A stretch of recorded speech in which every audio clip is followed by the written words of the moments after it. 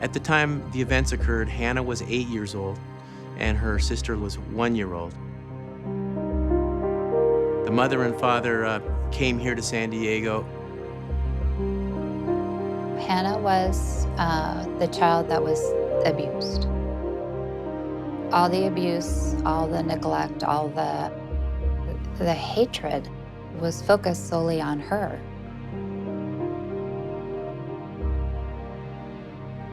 One day, Hannah went to school. Her teacher approached her, asked her why she was walking in pain, and she said, "I hurt." And upon further inquiry, it was finally disclosed that her father had been abusing her. The mother confessed that she was aware of this, but didn't want to disrupt, in her words, the family happiness. An investigation commenced by the school officials, of course, calling the police and the agency. The information we got from their mom, their initial report, it was pretty graphic.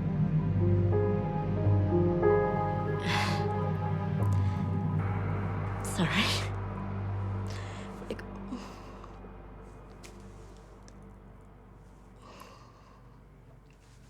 It's just when I think about. I guess I don't think about it too much.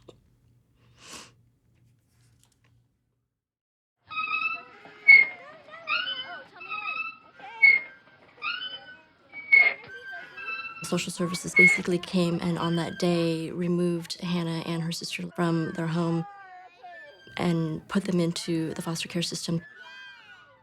They called us because it was an emergency placement. They were desperately trying to find a home for Hannah. We met them at a park, and I was struck by Hannah. And I looked at this child, and here she was with these beautiful black hair and, big brown eyes, and she was just trying to be a normal kid. And how can you say no to that? Hannah, she had no self-confidence.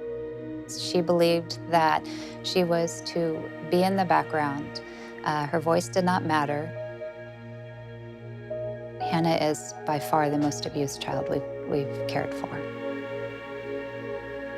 We had a very dynamic and myriad and complex hornet's nest to untangle. So it was a difficult case from the beginning. The court basically steps in as what we call in loco parentis, in the place of the parent, to make some temporary decisions while we're allowing the parent to make efforts to reunify with their child. Our CASAs are instrumental in helping this process along. The CASA is a pure volunteer who only needs to know what's in the best interest of the child and express that to court. The CASA stands for Court Appointed Special Advocate. CASAs are the eyes and the ears of the court. In our situation, we have Linda. Linda's our CASA. I was looking for a way to volunteer that was impactful, that actually was meaningful to, people, to society. So I was just looking around on the internet and doing research, and I came up with, being a CASA for Voices for Children. I sent in my application, and then they put you through a pretty extensive interview process. A CASA goes through about 35 hours of training. The responsibilities, it was just what I was looking for. It seemed so meaningful. When Linda came on, oh my gosh, her plate was full. Hannah was really struggling at school. Her language skills were far behind. She couldn't retain information. And there was a question, is this because of the abuse that she suffered at home? Hannah really needed to kind of learn to find her voice. Education was a critical element for her. Self-esteem was a critical element for her. Feeling valued was a critical element for her. And Linda gave her a lot of those elements. She paid attention to Hannah. She took her out on one-on-one dates. Hannah felt valued. Hannah felt special. To have an outside person make a special trip and take her out for pho or to see Santa, that was critical. That's everything Hannah needed. Linda was instrumental in researching the schools. She researched the medical need. She researched the therapeutic needs. She researched, our home, visited our home, and she detailed it all in court documents and was absolutely instrumental in educating the judge.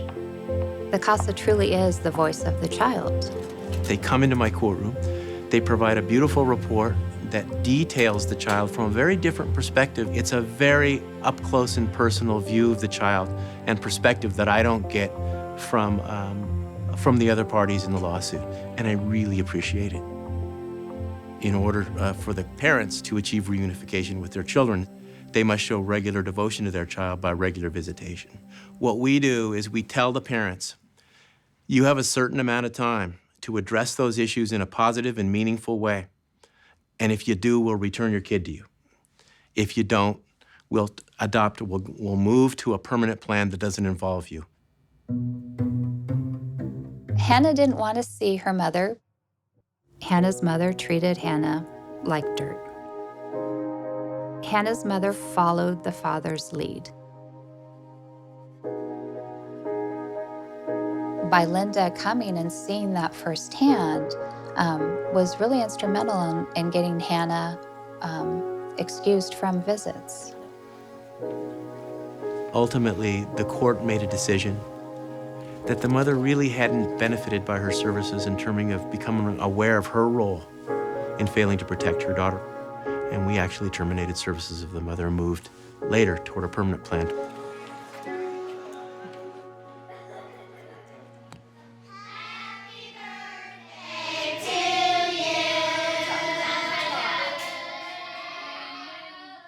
Hannah, she now expresses her opinion, and the amazing part to me is that not only has she blossomed, but she's getting up in front of people and performing in front of people, and it doesn't even seem to make her nervous. She has really come a long way. I mean, I definitely don't see her doing anything like that 2 years ago when I first met her. When we finalize their adoptions, it's like the genesis of a new family from a legal standpoint. We will terminate jurisdiction. We will shake hands and give everyone hugs, and they'll be on their way toward a new life. CASAs are indispensable. Every child in the foster care system should have a CASA. Working as a team, you can move mountains. A child in the foster care system needs a village. I mean, it's not just me doing this. I interact constantly with my supervisor, who also interacts with, everybody else. It really takes a team effort. My whole team being voices. I always felt that way, that the organization was kind of behind me as I was doing this. Linda has been a warrior. Oh, this is from... She has given the court valuable information.